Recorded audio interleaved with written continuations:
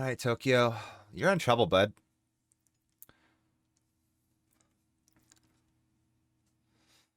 Today's word. Dead zone. A space with no sound, a silent world meant to make people nervous. 2. In psychological terminology, it is the mental state of achieving a goal and then losing sight of the road ahead, accompanied by a sense of duty, giving up, and a sense of hopelessness. 3. The place between life and death. Huh.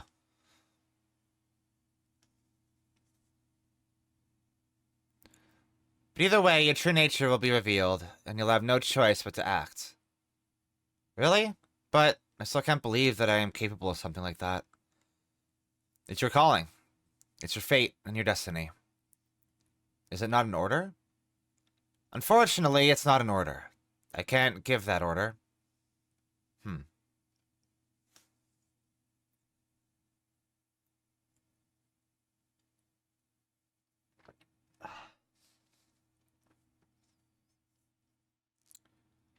I'll go over this once more, but this is a place for me to write about my dreams. This place is saved in an online storage mechanism, and the text is open for third parties to read freely. Why am I even bothering to write something like this anyway? I can't think of a good reason now. It may simply be that writing something, anything, has become a habit, or a compulsion. Just like how when a person wakes up in the morning, brushing their teeth is a habit or compulsion. Habits and compulsions have stronger powers than things with clear reasons. And with that, I'll continue to write about my dreams. The nightmare is set in the 25th ward. So many people have died. Accidents, murders, suicides, they all look different. But they're all the same in the end. The same types of deaths repeated. How many people have died? Not a single resident believes that the figures publicized were true or correct. On the other hand, there is no life. Nobody was born and raised in the 25th ward. The place is a huge morgue. A morgue is where dead bodies are kept. Bodies would be put on display in order to identify those who had died in war, or of starvation, or of sickness. These places existed in the larger European cities long ago, and now the residents of the 25th ward, even if technically alive, were no more than dead bodies. They are lined up nicely and in order on the borderline between life and death. They are lined up so that each and every one can wait patiently for their own turn to die. The residents were all gathered here. A pleasant living environment, an excellent location, all the latest cutting-edge facilities, etc. Bionic security systems and built-in kitchens and auto-reservation rooms. The buzzwords used by the PR firm were all true. But there were also things left unsaid. While the 25th ward provided comfortable living, it also provided a whole lot of death as well. By the time this was noticed, the residents were already busy going to sleep, or waking up there, working there, and living their lives there. Several days after the 10th death occurred in one of those apartments in those meaninglessly tall towers, a video showing the moment of death made its way around the internet. The people who viewed it apparently fell into depression, but not because it was a real video. Conversely, it was because the unrealistic-looking death looked like something from a movie, and it messed with their emotions and made them uneasy. A beautiful woman died on screen. I knew her. Huh. That seems reminiscent of Sayaka Bayon in the Silver Case. We're at the bar from the Silver Case.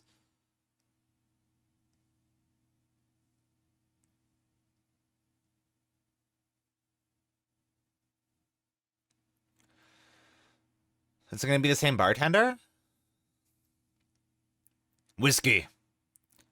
Is scotch okay? Anything is fine. Order like that, and I'm going to give you the most expensive one we got. Are you from around here? Not anymore. This place used to have a different name, right? So you used to be a regular, huh? It was called Jackhammer, wasn't it? Yeah, I bought this place with all the furnishings. Did you know the old master? A pervert. That's about all I can remember. Shit. Me too. You're funny.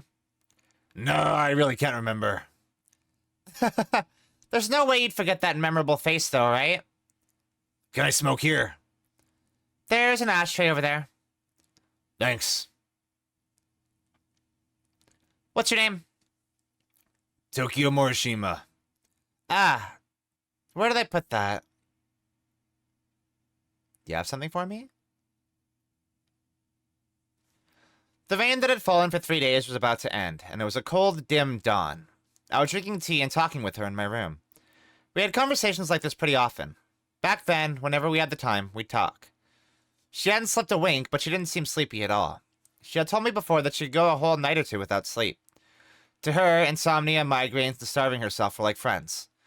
But her beauty showed no signs of any sort of illness. There was a certain sense of class in the way she did things like drink tea, to the point where even I, a woman, almost fell for her. Wait, who's writing this? Hey, do you have any secrets? She asked me this as she looked at me over her teacup.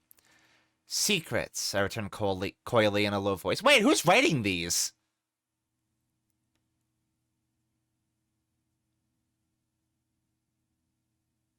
I had assumed that Tokyo was the one writing these. Because this is reminiscent of the journals that he would write in the silver case.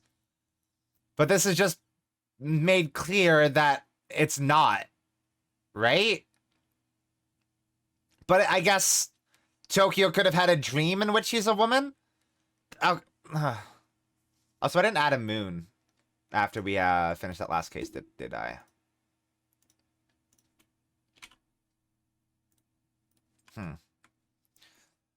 Secrets, I returned coyly in a low voice. I knew that there was more to her query. Everyone has secrets. You should have some too. Stating things in a somewhat condescending manner was a habit of hers, especially when she was speaking to me. Having secrets. I thought about this for a while. I imagined how I'd change if I had secrets. At the time, I hung on her every word, listened carefully, and was extremely interested. I don't like the 25th ward. Her topics of conversation always changed quickly. Why are so many people dying? Because there are people killing them. That was my answer. Who's killing them? The Regional Adjustment Bureau?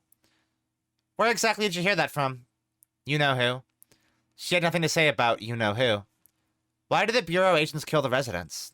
For adjustment. That's just a different word for it. What do you mean? You're just using that term as another word for murder. Yeah, it's a more professional sounding term. Maybe they're trying to finish this systematically? Murder usually has a motive. It feels like we're in some kind of suspense novel. I laughed, but she didn't smile in the slightest. Even soldiers killing people in war have motive. It occurs when they see the enemy in front of them. Then what about assassins? Hitmen who get contracted to kill people. They do too, of course, but the word motive is a bit different. Let's fix that. She stared at me with a serious look on her face and drank her tea without looking away. You know what sort of word that is? After asking me this, she went back to her commanding tone again. Think hard about it. I thought about it. Then, 1 second later, I answered. Murderous intent. As I said the words, she smiled briefly for the first time, and slowly nodded her head.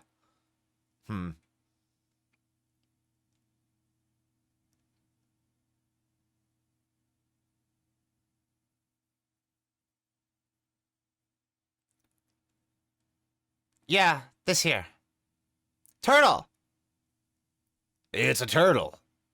Yeah, a turtle. What is this? The old master left this here. Said that if a guy named Tokyo Morishima shows up, then I should pass it on to him. Oh my god, did he whittle a turtle?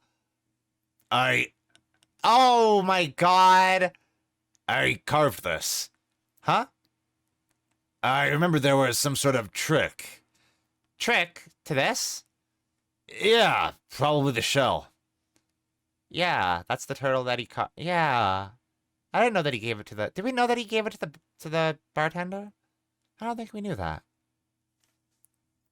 I wonder what sort of feelings I must have had for her in the beginning. Maybe it was like how a little sister feels for her big sister. Back then, I was still pretty immature and naive, but we weren't actual sisters, and we weren't even friends or acquaintances either. I knew that, so our relationship had a sense of fabrication, or maybe something scripted about it. If this was about me and GLG, then I would be able to concretely say what sort of relationship we had. It was extremely simple and clear and beautiful. A master-servant relationship.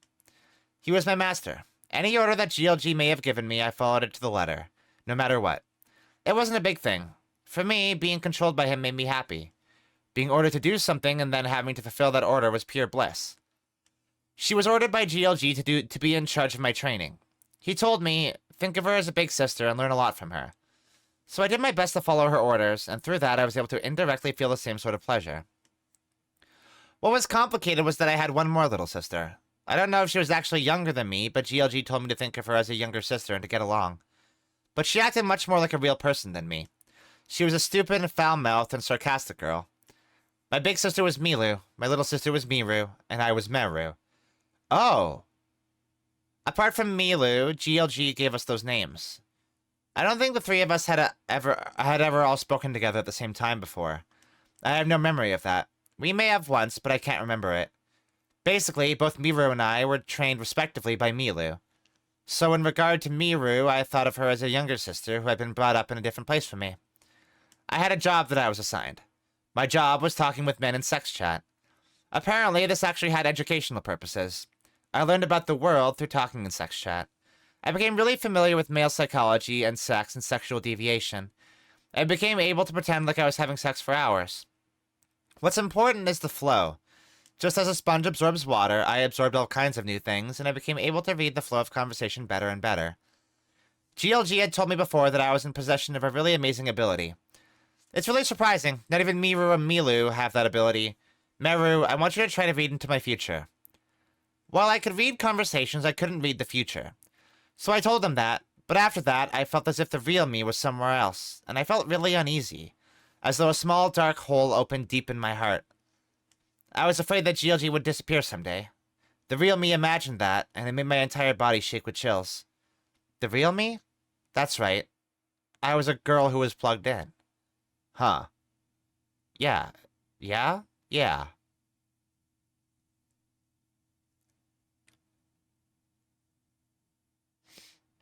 Yeah? Yeah. Ahaha! The shell came off! There's something inside. What's this?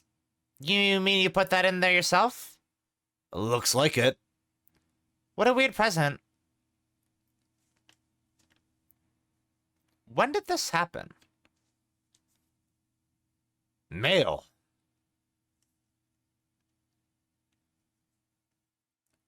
Because this looks like the cell phone that he has, right? Ah, so it's locked. My birthday. What? I use my birthday for pin codes. Wow, that's pretty dumb. But I don't know my birthday. What?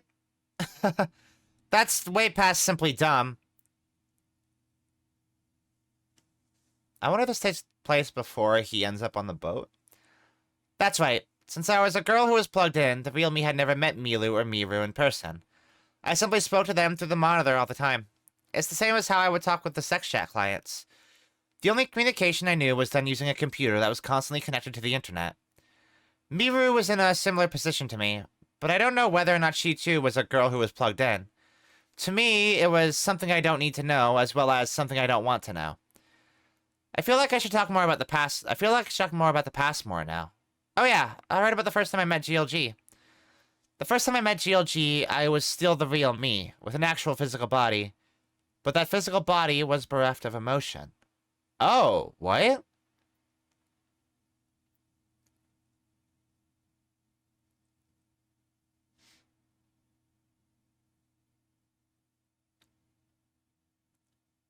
Why don't you know your own birthday? Because I don't remember. Do you have amnesia? I've never had much memory of when I was a kid. But recently I've started realizing that I can't remember lots of other things either. How come? That sounds pretty bad. But sometimes I can remember things. Like what, for example? Like this bar, for one. Oh, this place?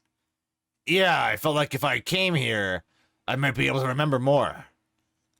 I see. What a weird customer. Sorry. Do you have a license? Huh? If you check your license, it has your birthday written on it, right? Oh, yeah, I guess so. Looks like I'm way smarter than you. My license. It's in my wallet. March 27th. So you're an Aries.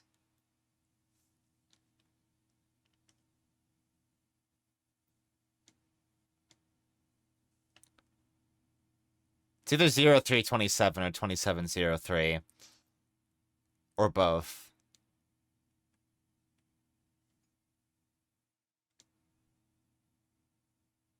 It's 2703. God damn it.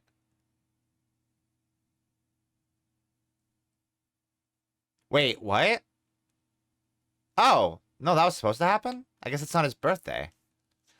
I was born in the 24th Ward and brought up in a dark underground space called the Shelter. Of the children raised in the Shelter, I was part of the third generation. Up till then, the technology to create completely controllable people had been honed extensively and was implemented there. But there were also many people from the Shelter who turned out to be less than perfect, and a few people who simply could not be deleted for whatever reason. I was one of the ones who turned out less than perfect. This may make you picture a child who can't really keep up in school, but the reality of the situation was actually more grim. Also, I personally do not remember most of the things from my past in the Shelter.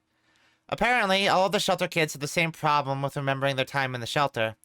It's not that our memories have been erased, but that it hurts to remember, so we can't. It was traumatic. It was GLG who taught me all of this. I first met GLG in a somewhat unseemly shop on the outskirts of the 24th Ward. The place was known as a sale club, and every day I would stand behind the counter in front of various types of boys. I was basically one of the shop's products, meant for more perverted customers. Then, one day, GLG showed up, and the very moment he saw me, he spoke to me. "You're a real girl, right? I'll buy you, so why don't you come along with me?" I have all sorts of terrible experiences with having terrible things done to me by the customers who would purchase me there. But at the time, I was completely numb to reality. There were times when I'd wake up in some strange bed in the morning, unable to move, and I'd find my lower body covered in blood and all sorts of filth. But I simply felt troubled that I couldn't move and have no memory of being shocked or traumatized by it. But there were some times when I'd get really nauseous in the shop's bathroom and go into a panic. When that would happen, the shop owner would give me some kind of medicine capsule. That night, like most of the other clients, GLG took me to a room in a love hotel. But it wasn't the usual cheap, dingy room. It was clearly a high-class VIP room. It had a king-size double bed and a plasma TV, and it had a huge, clean bathroom. And the bathroom had 2 baths that seemed to be for separate things.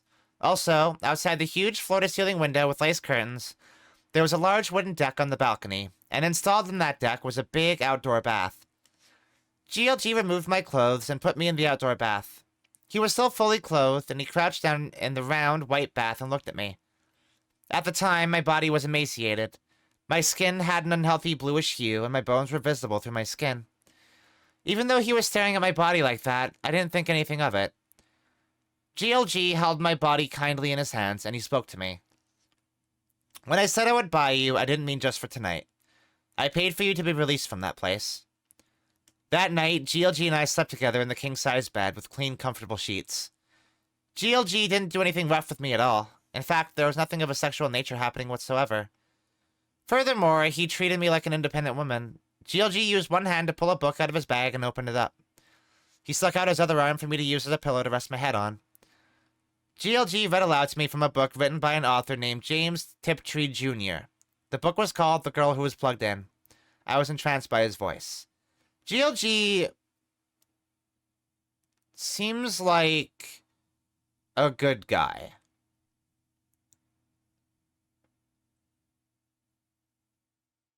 Like, that is a thing that a good person does.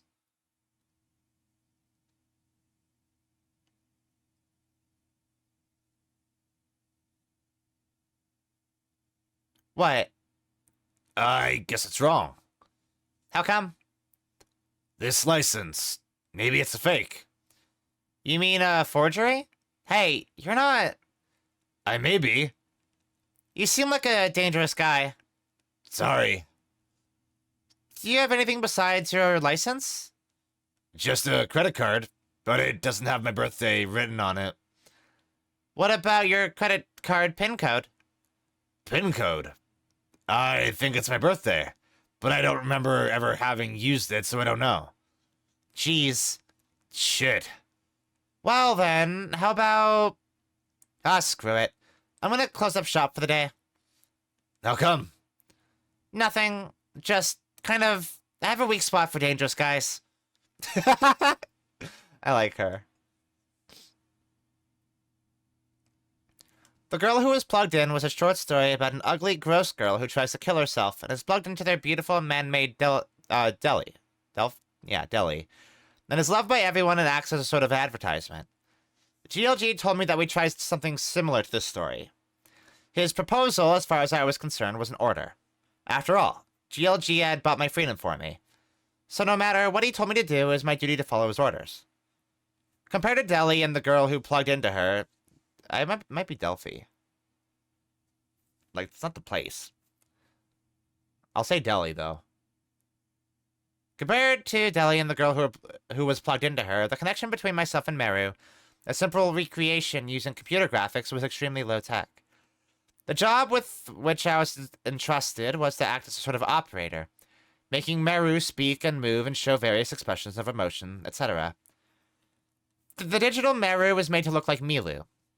Milu's expressions and movements were captured and recreated in order to make Meru. Sometimes, responses to clients' comments were displayed in a list in a window, and this was basically a chat program used to support conversation. And this was made based on the conversational patterns of Quarter's #1 performer, Milu, to make sure that it would be a hit. Controlling the system of girls who were plugged in was not really as difficult as it may seem. In fact, as a shelter child, it was the perfect job for me. Finally, I made my debut at Quarter as a copy of Milu. It really was sort of my fate. Useless girls brought up in the shelter, before becoming grown women, were cut up and sold to rental shops for rich men to pick up, and before you know it, you're just a virtual woman hooked up to a computer. Until then, I didn't actually have any emotions. I never cried nor laughed before. But as I chatted with countless men, I gradually started to get all of my emotions back. Actual physical sex and sex chat seem similar, but are vastly different. The men type out these mysterious phrases. The melons are delicious, huh? Oh, the melons are twitching. Wow, they're so cute and delicious.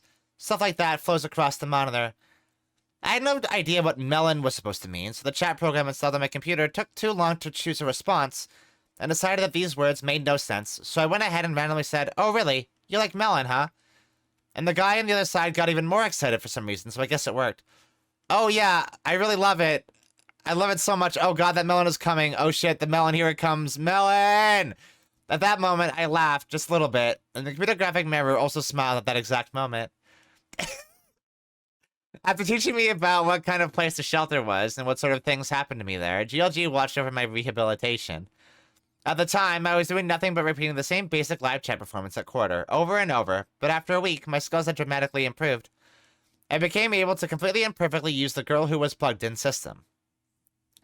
Being a girl who was plugged in was really fun. When a person keeps doing something they find fun, they get better and better at it. I think GLG had a really good eye for talent. I was a genius at being plugged in. I gradually became able to keep up with the imaginations of all sorts of men in live chat. Meru can also speak out loud. As long as it was via the monitor, she could speak with clients using a mic and speakers. As for the subjects used in chat, they covered everything from spiritual-sounding, voodoo-like nonsense, to information on the latest cutting-edge gene splicing technology. I became able to talk about anything. I actually have no idea whether or not that was the correct way of rehabilitating me. Basically, I escaped from my own physical being, fused with the virtual Meru, and followed the process to becoming a new, independent kind of identity. Huh.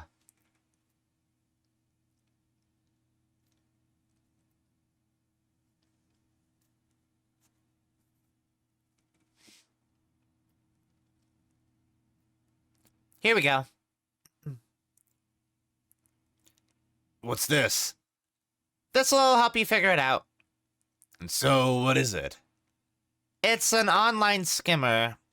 It skims the magnetic info strip on a credit card, accesses the appropriate server, and automatically hacks it and finds the PIN code. Hey now, that's really something you got there. Some of the neighborhood thugs left it here. How do you use it? It's simple. Let me see your card. Here you go. Okay, here it goes. Transmission. What's that? I just like saying that.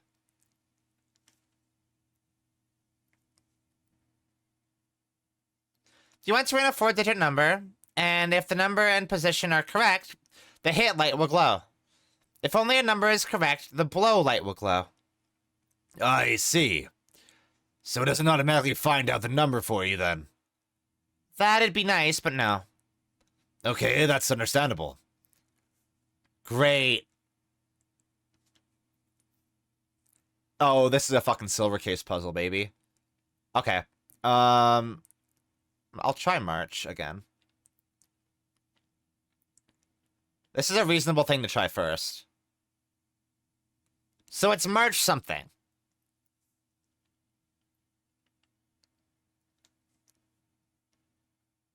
Wait, what? Or not. Wait, hold on.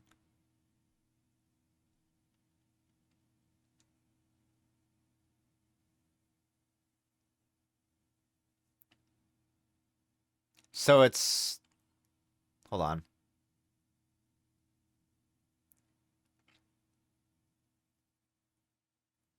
So it's the 0 and the...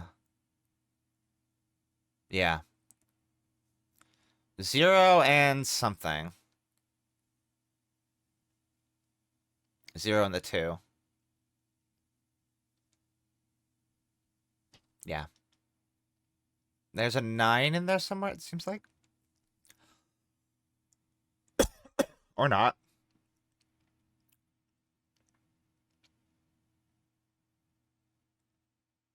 Hmm.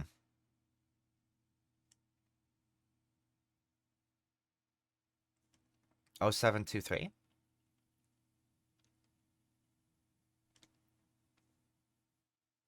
No.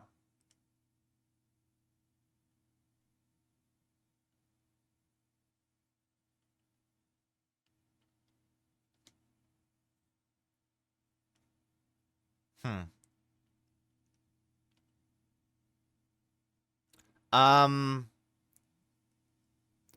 This seems brute forceable, but I want to actually, like, do it properly. Oh! Okay. Alright. Fine.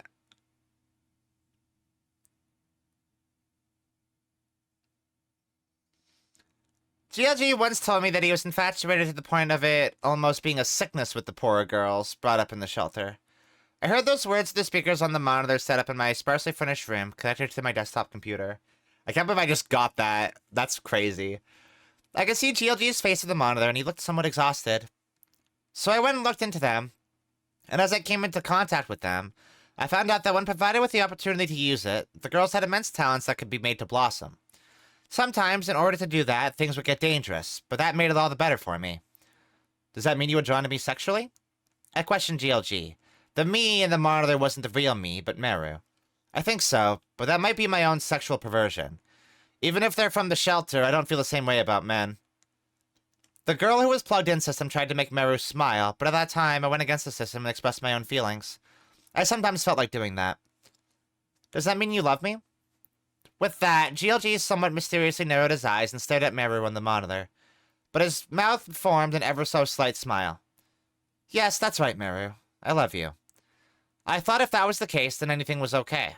I had my physical body taken, but was given a heart in return. It was way better than before.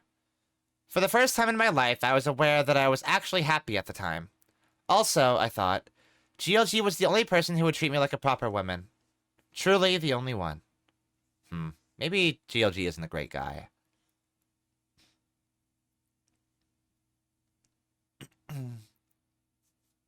It kind of seems like he did some fucked up shit to this girl. June 25th, huh? So, you're a Cancer. We might make a good match. Okay, now to see if I can read the mail or not. 0625.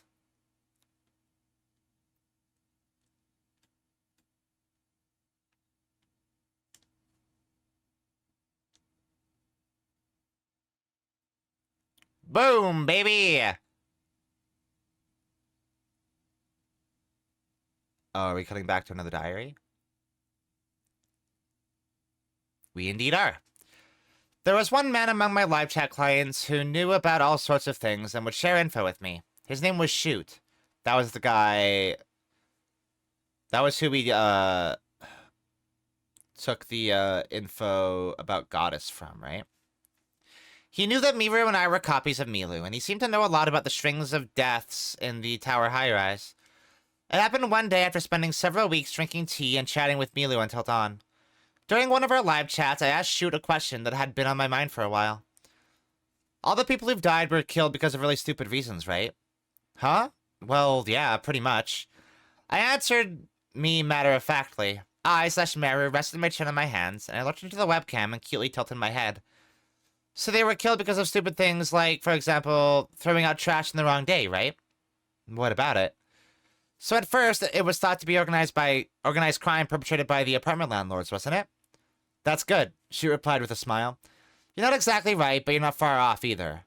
Your guess there sounds kind of ridiculous, but you're on the right track. It's funny. But it was actually done by people called the Regional Adjustment Bureau.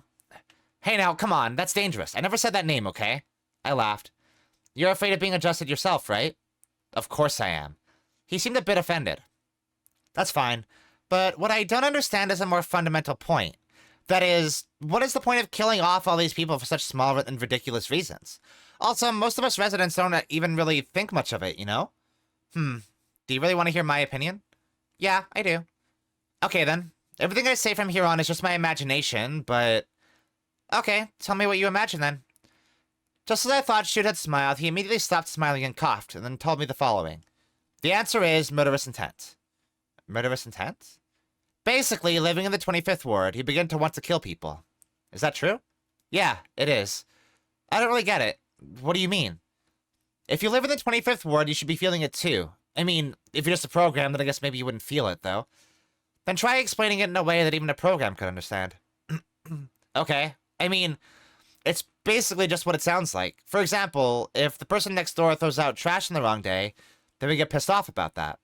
Like, really amazingly pissed off. Why? Because they don't follow the rules. Shoot suddenly became really angry. There was a suspicious gleam in his eye. If it happened just once or twice, then I would understand. In fact, I could forgive it. But people can't just toss out the trash whenever they want every time. That kind of idiot should just die anyway, I think. But that's just, like, your opinion, though, right? It's just my opinion, but a really strong one. In fact, I feel like, why the hell does that guy keep on living anyway? Because we all follow the rules in life. Garbage needs to be thrown out on the days set aside for that. Everyone works really hard in order to keep these rules going. If there's a day when you just can't take out the trash, then sometimes you buck up and live with stinky garbage for 3 days or so. While trying not to puke, you know? Nobody can just ignore those rules and live however they feel like it. That's how a society works, isn't it? So you don't just sort of think they should die, you feel murderous intent towards them.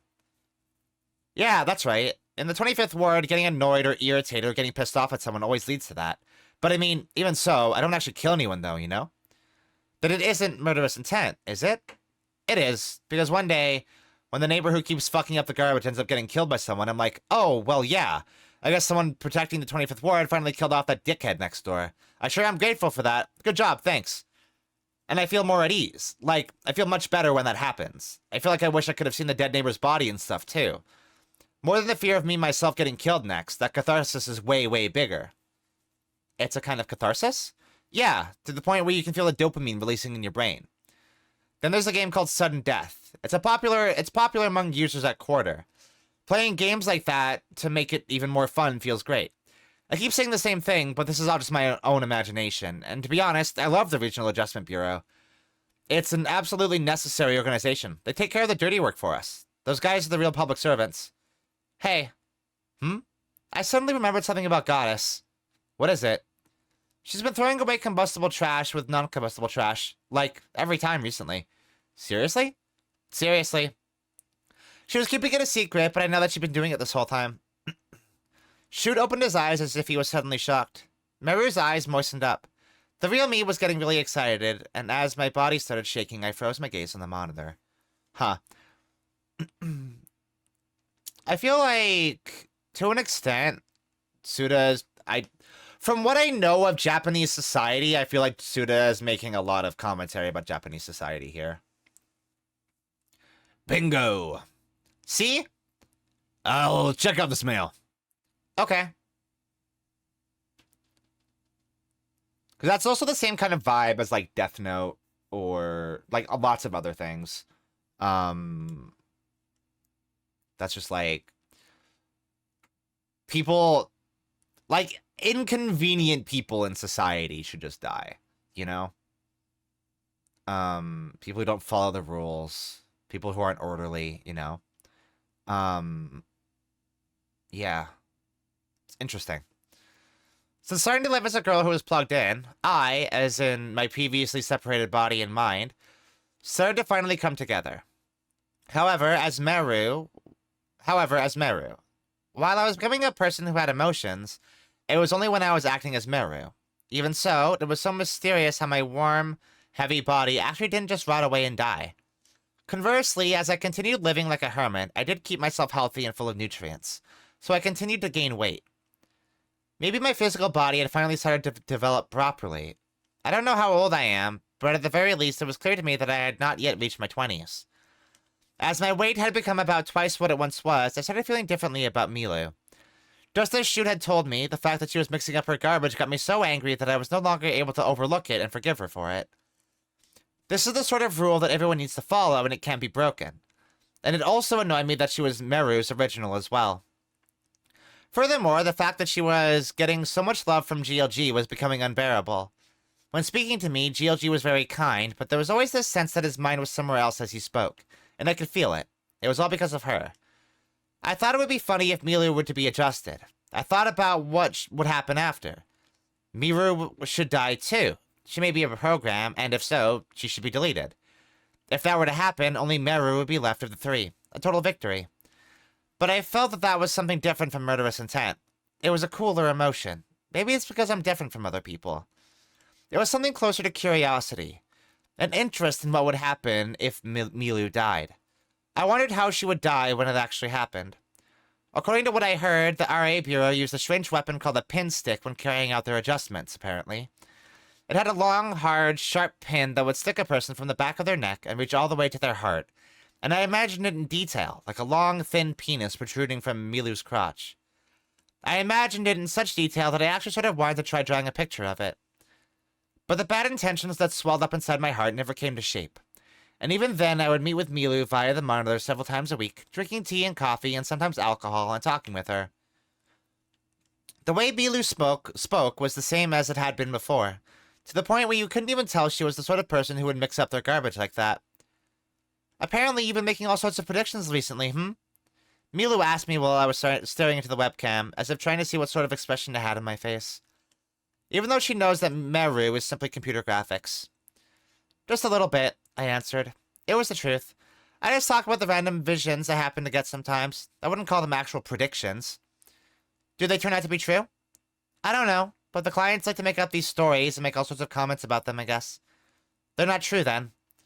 I've never looked into it, so I don't know.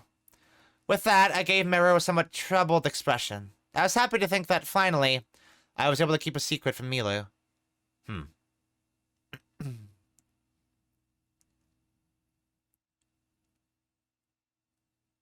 I wonder if all of those have been written by Meru, then.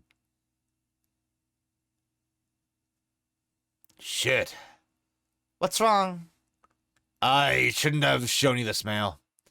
I feel like this isn't something I should be showing anyone. Sounds to me like you're getting careless.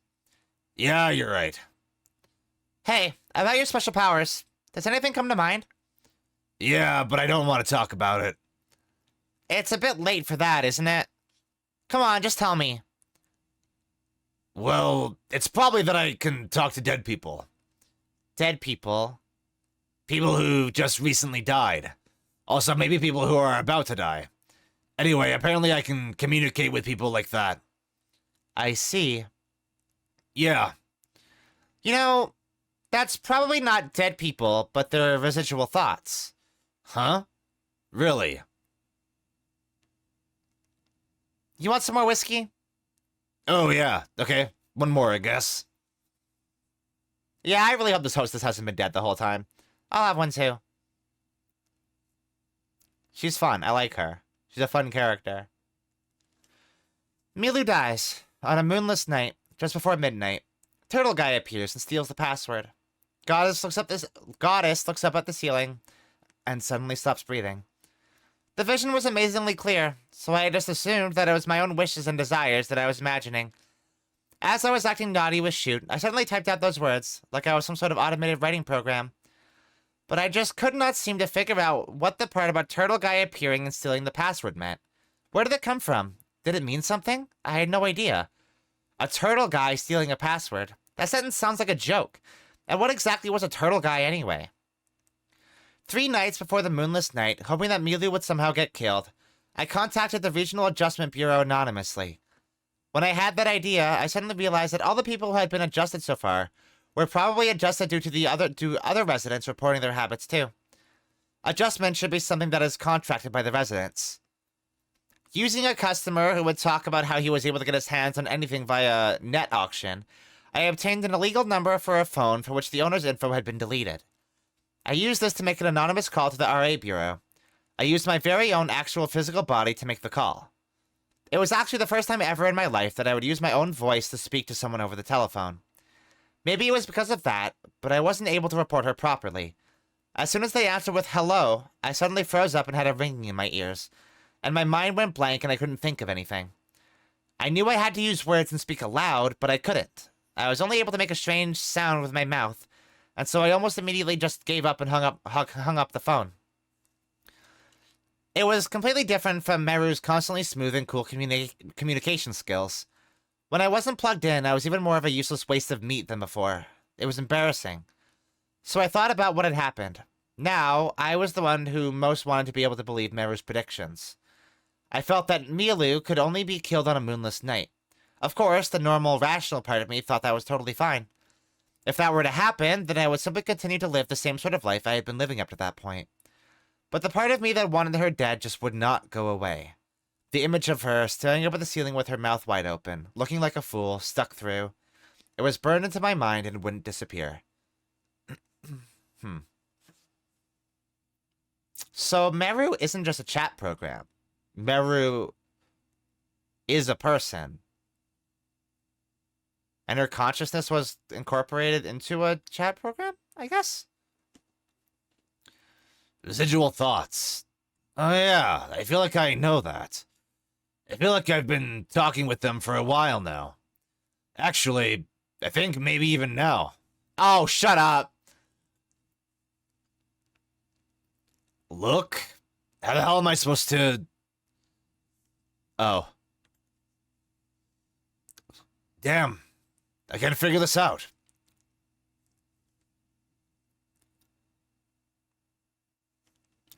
The night of the new moon. The air was thick, and a chilly wind sometimes blew. That day, I wasn't able to calm down from the time I got up in the morning. Then, when the sun had gone down, and you could finally say it was night, I found out that Turtle Guy had appeared. Turtle Guy appeared in Miru's channel at quarter, and came into chat asking for the password for Goddess. Oh, the player's the residual thoughts, not the hostess? Maybe. I feel like the hostess might be it, though. I received a mail from Miru explaining all of this. Her mails were always extremely businesslike and formal. The mail, entitled Suspicious User Report, had his handle ID and IP address, and the entire chat log was also attached to the mail as a text file. As I was reading the chat log, someone called for me by messenger. I clicked on it to see it was Shoot, and he told me that just then, a stranger had called him at home and offered to give him info about Goddess all of a sudden. Shoot was told to come to the clock tower in Area 7 of the tower high-rise in 10 minutes, but it didn't seem like he was going to go. He really hates meeting with people. Like me, he really set foot outside of his apartment in the tower. I assumed that the person calling Shoot at his home phone was Turtle Guy. I made a quick decision and asked Shoot to give me the number left in his incoming call history. I sent him a message saying, I can get to the clock tower in 5 minutes, so I'll go and take a peek at this guy as a joke. I'll report later, and left my room. Oh. That's interesting.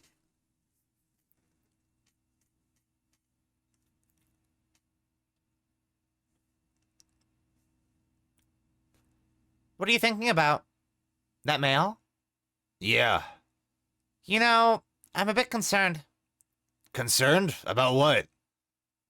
They say that when you feel like you're being careless, it's good to sharpen a knife. Oh, yeah. I mean, I feel like that might have been a message on the phone, but also, yeah, I don't know. Like, how much is this game going to play with the meta layer, right? Because we know that is something that Suda likes to do. Especially in these games. So, yeah, I don't know. Huh? Really? Yeah, a guy I once dated was like that. There was a huge age difference, and you probably don't care, but No, tell me about it. it's nothing important. The proper way to sharpen a knife is actually pretty difficult. If you're interested, check it out online. You can find all sorts of ways to do it. Okay. Basically, the fact that it's difficult is sort of the point. It's hard to sharpen it properly, like for an amateur to give it a proper edge. But in order to get it sharp, you need to get a sharpening stone and just go to town with it.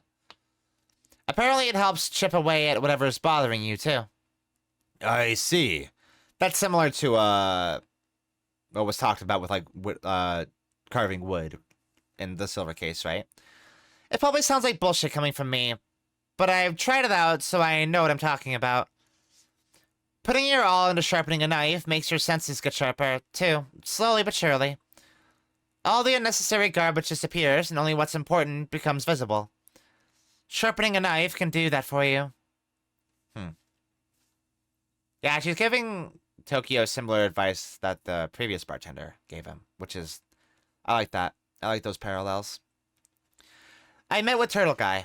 I wasn't even able to make a proper phone call, but I spoke with him directly, and about all sorts of things. I wasn't able to look him directly in the eyes, but I strangely didn't feel fear or uneasiness at all. I know that he wanted to speak with Goddess, so I made a quick decision and put on an amazing act for him. I wondered if he worked for the Regional Adjustment Bureau, but then actually meeting him, I knew that it wasn't so. I knew because I could tell that he was the same type of person as me. I'm certain that he still doesn't fully understand himself just yet, but he was definitely brought up in the shelter. Something led him here. Almost like he was sleepwalking, like a lonely animal wandering through the forest, controlled by fate, like me.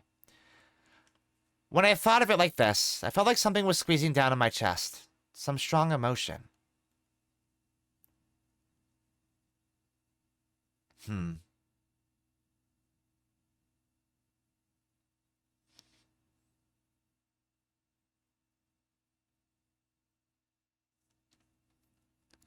That's right. Sharpening up my mind. That's what I need to do right now. Red? Red? Oh, turtle carving. Red. License. And the fake me.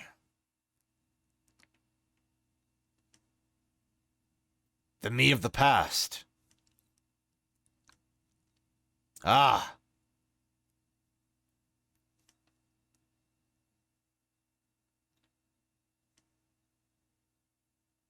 Um...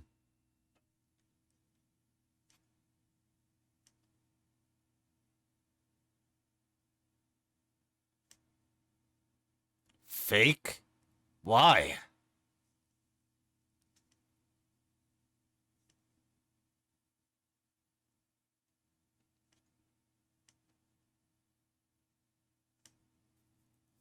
But I made this. That's for certain.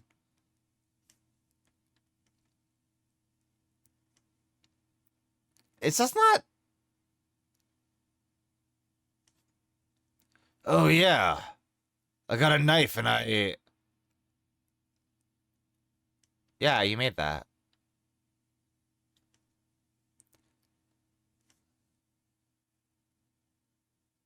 Oh, but I guess he doesn't remember shit, right?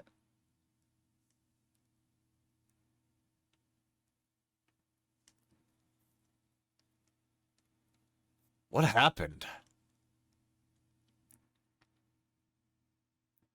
Oh, yeah. Oh, yeah, that's the same dialogue. I shouldn't remember, but I also shouldn't forget. A warning. Huh. That was it. Are you remembering? Where is this place? Wait, what? Is he in his mind palace here? As I finished my meeting with Turtle Guy and went back to my room, I began some preparations. I sent a message to Shoot. I made him promise not to chat with Goddess at 11 p.m. Just as I had warned him before, Turtle Guy appeared and stole the password, which meant that the thing we spoke about previously was going to happen. Next, from my closet, I got out the pinstick gun I had procured for me by the same man who got the illegal cell phone. It was the real deal, with some kind of origami attached. I was confident that I could play this through. Climb up behind the ceiling, then stab Milu through the top of the head. What?! The fact that I had imagined it in such thorough detail must have been because it was me who was meant to kill her like this. But did I really possess the murderous intent necessary?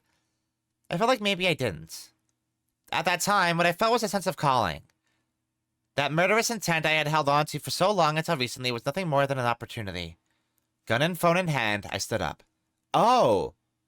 Did Meru commit the murder, not the Postal Service?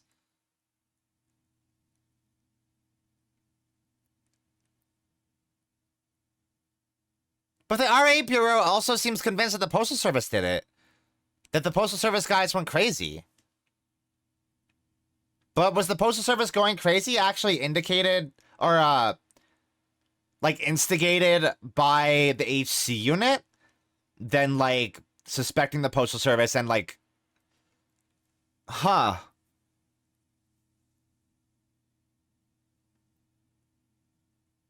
And I wonder if this is all according to plan by GLG, then.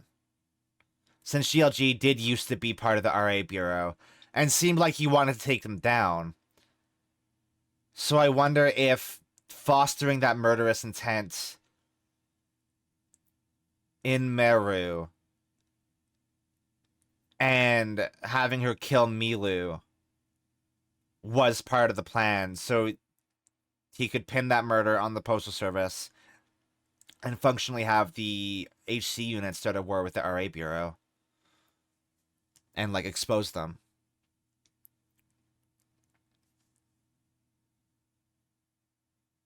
Yeah, we're not actually here, are we? Oh, wow. We are actually here. It's all decayed into ruin. Everything. Oh yeah, her too. Oh, she was dead the whole time. I go back to my room. The feeling of firing the pinstick is still buzzing in my hands. But I sit down in front of my computer like nothing happened. Then, just as always, I reach out to the same keyboard as usual with the same fingers. Talking to Turtle Guy was fun. I was able to talk to him several times that day. I called him again after Miru died too. Once Miru died, the entire flow changed. It was me who changed it. I got my hands dirty and changed it. I used the phone and the mail I sent from the cell phone to tell him about sudden death. I acted up a storm. It was so exciting. I wanted them to know that Meru could predict things. Soon, GLG will disappear from before me. When that happens, it's you who will become involved with me next. That's what I really wanted to say. To you, my very existence itself is like a gun with the same sort of pinstick equipped to it. Once again, I sat down in front of my computer and prepared. Turtle Guy entered my channel on Quarter. There was something very important that I had to tell him. I had to tell him that this is the beginning. Yeah, he must have just remembered. Yeah. If you've opened and are reading this mail, then it's almost certain that the person reading this is me. I'm wondering this to myself with that belief. I'm writing this to myself with that belief. The me of the future has probably lost several memories. Soon they will be coming for me. I had stayed on the run, but it's finally gotten to the point where I can't run any longer. If I get caught, they're going to mess with my head, so I decided to seal off some of my memories. I had been thinking about and preparing for this for some time. I decided to use hypnosis to bury certain memories way deep down. If I am ever allowed my freedom again, then that must mean that I don't know anything, can't do anything, and I'm no longer either a threat nor a boon to them. What I mean is, that's you now. So I'm warning you. Trying to forcibly retrieve those memories is dangerous. It will only bring you death. They are watching you. Don't ever forget that. At any rate, danger will come someday, so you'll need to be ready for it. Your enemy is not one single organization. You're going to need weapons. The super strong sort of weapon I wasn't able to hold on to. You're going to need to find her. She's looking for you too. Those special abilities should be helpful. And do not forget this, no matter what. The only one who can stand up against Kamui is Ayame.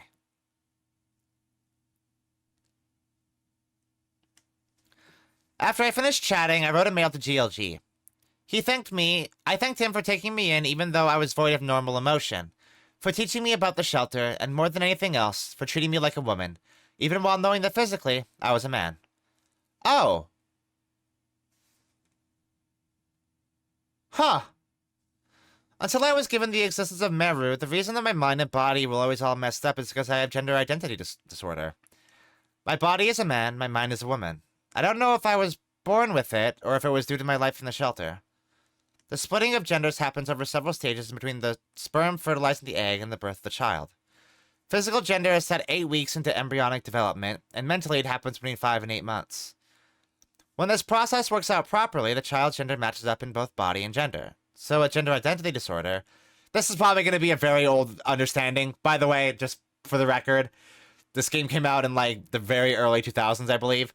So with gender identity disorder, some sort of trouble occurs during that process, and the genders of the body and mind split up. This is one possible theory. In fact, there are actual recorded cases of this happening. Anyway, precisely because my mind and body were all messed up, the girl who was plugged in system fit me. Meru and I were a perfect match. Although I'm a fake woman with the appearance of a woman, the clients as my audience, my communication with others as a woman, and having felt what it's like being treated like a woman, I was able to find who I was supposed to be. When that happened, for some reason, my special abilities of a shelter child suddenly made themselves apparent. I sent the mail and took a deep, deep breath. I thought about the future, my calling, my fate, my destiny. Huh. Huh.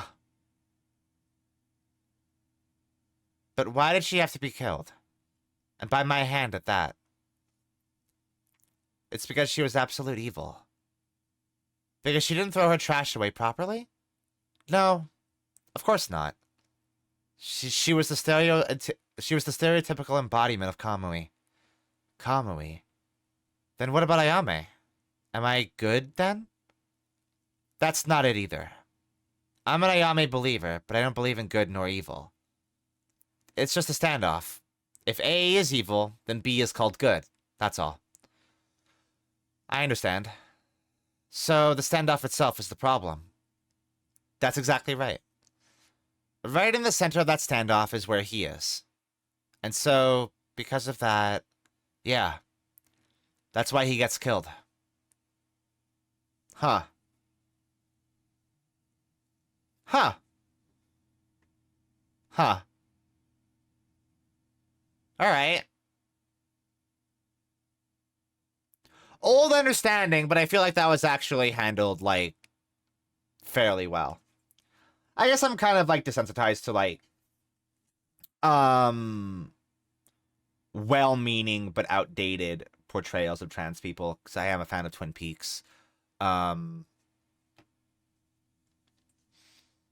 Twin Peaks has well-meaning but outdated trans rep in it. But you can tell, like, in David Lynch's heart that he means well.